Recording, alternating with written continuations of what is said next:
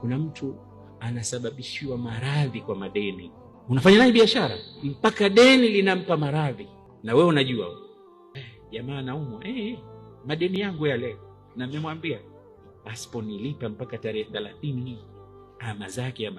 Mara unakuja unasikia qalu inna lillahi wa inna ilaihi raji'un, alafu unakuja pale marehemu alikuwa namdai lakini nimemsamehe. Unamsamehe kisha kufa, sanda nitatoa mimi, pilau nitapika mimi. Waswahili wanasema nizike nikiwa hai.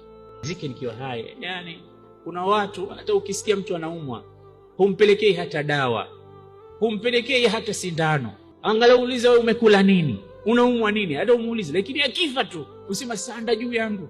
Ndio maana nizike nikiwa hai. Pale nilipokuwa hai ndo nisaidie. Pengine deni lako ndo limeniua mimi, ulikuwa unisamehe kabla ili nipate faraja. Lakini yote haya Waislamu tunayapuuza, tunayafanya baada ya pahala ambapo too late, tumeshachelewa.